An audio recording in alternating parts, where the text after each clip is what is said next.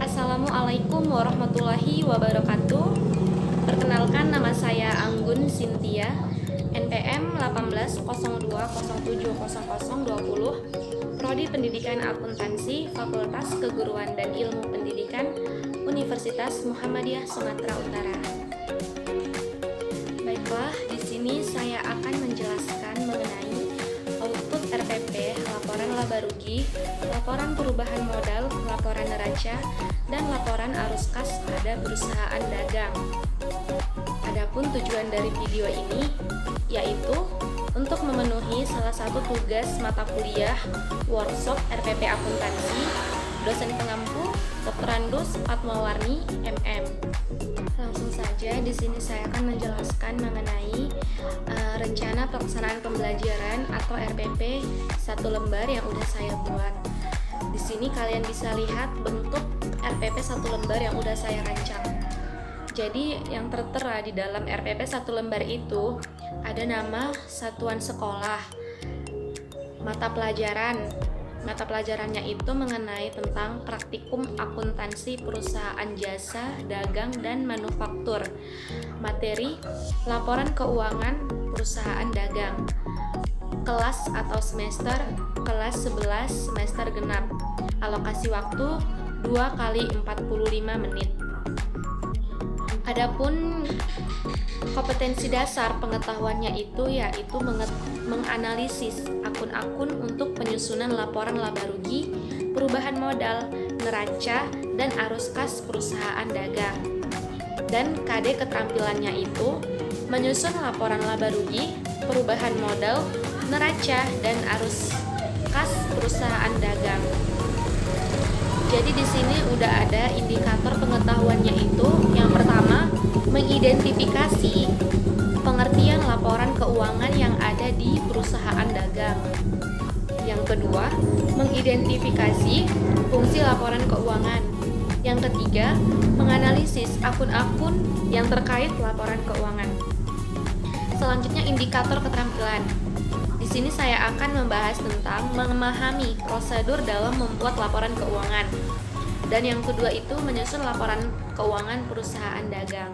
Jadi adapun tujuan pembelajarannya itu, peserta didik diharapkan mampu menjelaskan pengertian dan fungsi laporan keuangan pada perusahaan dagang dengan tepat.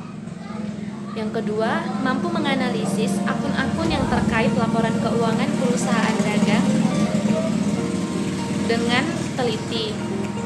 Dan yang ketiga, mampu menyusun laporan keuangan perusahaan dagang dengan jujur dan benar serta bertanggung jawab. Selanjutnya, model pembelajaran menggunakan problem based learning. Metode pembelajarannya itu menggunakan metode ceramah, diskusi, dan penugasan. Adapun media yang digunakan yang pertama itu adalah WhatsApp Group, yang kedua Google Classroom, dan yang ketiga PowerPoint. Alat dan bahannya menggunakan handphone Android dan laptop. Sumber belajar yang digunakan buku pegangan guru, Google, dan buku referensi yang relevan. Selanjutnya, langkah-langkah pembelajaran. Yang pertama itu kegiatan awal, alokasi waktu selama 10 menit. Yang pertama, membuka proses pembelajaran dengan mengucap salam serta menanyakan kabar siswa dan memeriksa kehadiran siswa. Yang kedua, mengaitkan materi atau kegiatan yang dipelajari peserta didik dengan materi atau kegiatan pembelajaran yang sebelumnya, serta mengajukan pertanyaan untuk mengingat dan menghubungkan dengan materi selanjutnya. Yang ketiga, menyampaikan motivasi tentang apa yang dapat diperoleh dengan mempelajari laporan keuangan pada perusahaan dagang. Dan selanjutnya itu menyampaikan kompetensi dasar, indikator, dan tujuan pembelajaran yang akan dicapai. Selanjutnya, kegiatan inti alokasi waktu selama 70 menit. Guru menjelaskan tentang laporan keuangan perusahaan dagang dan akun-akun apa saja yang perlu dibuat dalam laporan keuangan, serta cara menyusun laporan keuangan. Kemudian, guru membagi siswa ke dalam kelompok, masing-masing mengisi satu kelompok itu sebanyak 4 siswa. Kemudian siswa dapat bertanya terkait materi yang dijelaskan oleh guru. Dan guru memberikan poin tambahan kepada siswa yang bertanya. Masuk ke kegiatan akhir, alokasi waktu selama 10 menit. Yang pertama, kesimpulan. Guru membuat kesimpulan atau rangkuman secara garis besar materi yang telah disampaikan. Yang kedua, tindak lanjut. Guru memberi penugasan secara berkelompok untuk mengukur kemampuan siswa terhadap materi yang disampaikan dan setelahnya menutup pelajaran. Selanjutnya di sini ada bahan ajar. Yang pertama, laporan keuangan perusahaan dagang, dan yang kedua, menghitung laporan keuangan. Media pembelajaran. Media pembelajaran yang digunakan adalah yang pertama itu WhatsApp group. Di sini guru membuat WhatsApp group untuk memudahkan siswa dalam berdiskusi. Yang kedua itu Google Classroom. Google Classroom ini dibuat untuk pengumpulan tugas. Jadi apabila guru memberikan tugas kelompok kepada siswa, mereka bisa mengirimkan tugasnya tersebut ke dalam Google Classroom. Dan yang ketiga, PowerPoint. Jadi untuk menyampaikan materi pembelajaran kepada siswa, guru menyiapkan media PowerPoint untuk dilihat dan dipahami oleh peserta didik. Selanjutnya, LKPD atau lembar kerja peserta didik. Adapun LKPD yang saya buat seperti yang ada di sini, yang tertera ada nama sekolah, kelas atau semester, mata pelajaran, alokasi waktu. Saya juga membuat kompetensi dasar dan indikator pencapaian pembelajaran. Selanjutnya ada tujuan pembelajaran. Tujuan pembelajarannya ini sama kayak RPP yang sebelumnya saya tampilkan di slide kedua tadi. Selanjutnya di sini saya akan memberitahukan tentang laporan laba rugi. Jadi format laporan laba rugi itu terbagi menjadi dua, yaitu laporan laba rugi bentuk single step. Formatnya itu seperti yang ada di sini. Kalian bisa lihat di sini udah saya cantumkan laporan laba rugi bentuk single step. Dan yang kedua itu laporan laba rugi bentuk multi step. Nah, di samping sini udah saya buat laporan laba rugi bentuk multi step itu seperti apa. Selanjutnya laporan perubahan modal. Jadi format dari laporan perubahan modal itu seperti yang ada di samping. Tetap harus mencantumkan nama perusahaan.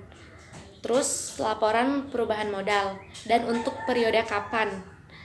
Di sini yang dicantumkan itu adalah modal awal senilai berapa dicantumkan di laporan perubahan modal.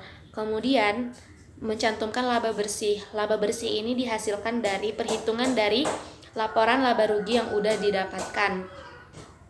Jadi dicantumkan di laporan perubahan modal. Kemudian apabila ada pengambilan pribadi atau private bisa dicantumkan juga di laporan perubahan modal. Kemudian hasilnya itu dikurangkan dari modal awal. Dapatlah dia nanti modal akhirnya berapa. Kemudian selanjutnya laporan neraca. Jadi laporan neraca itu terbagi menjadi dua bentuk. Yang pertama itu bentuk skontro dan yang kedua itu bentuk laporan. Di sini kita akan membahas tentang bentuk skontro terlebih dahulu. Jadi format laporan neraca bentuk skontro itu seperti yang ada di sini. Ini format laporan neraca bentuk skontro. Jadi kalau neraca bentuk skontro itu aktifannya itu di sebelah kiri dan kewajibannya itu di sebelah kanan. Dia hasilnya itu kanan kiri gini. Nanti dia hasilnya ada di bawahnya. Jadi langsung nampak seimbangnya itu, balance atau enggak gitu ya. Kemudian neraca bentuk laporan. Jadi format neraca bentuk laporan itu seperti ini. Aktiva, kewajiban dan modalnya itu disusun secara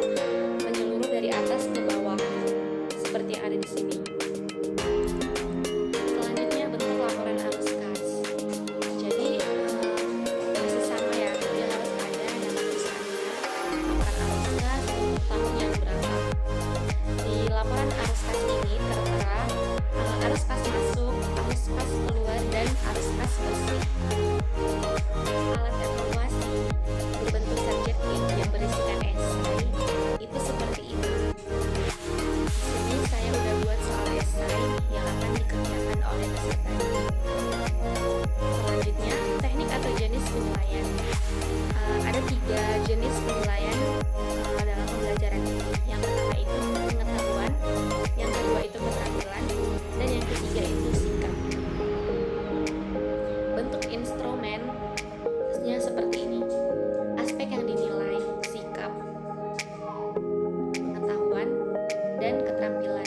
Teknik penilaiannya sudah ada di sini, kalian bisa baca, dan waktu penilaiannya juga sudah saya lampirkan di sini. Kemudian format penilaian hasil pembelajaran.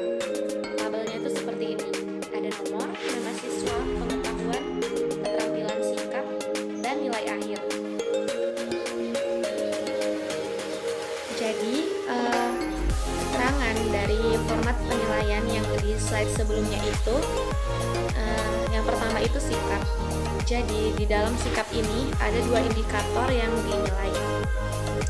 Indikator motivasi internal dan rasa ingin tahu, dan yang kedua bertanggung jawab, disiplin, mandiri, dan jujur.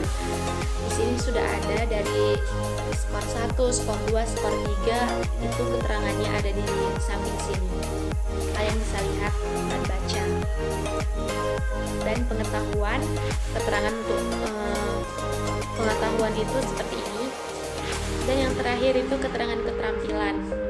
Indikator terampil mampu menghitung laporan keuangan perusahaan dagang pada latihan soal dengan benar. Jadi tertera dari skor 1 sampai skor 3 dan keterangannya ada di samping. Baiklah, mungkin itu saja yang dapat saya sampaikan dari materi yang udah saya berikan tadi. Lebih dan kurangnya saya mohon maaf apabila ada kata-kata yang salah atau penyampaian saya yang salah. Saya mohon maaf. Kepada Allah saya mohon ampun. Assalamualaikum warahmatullahi wabarakatuh.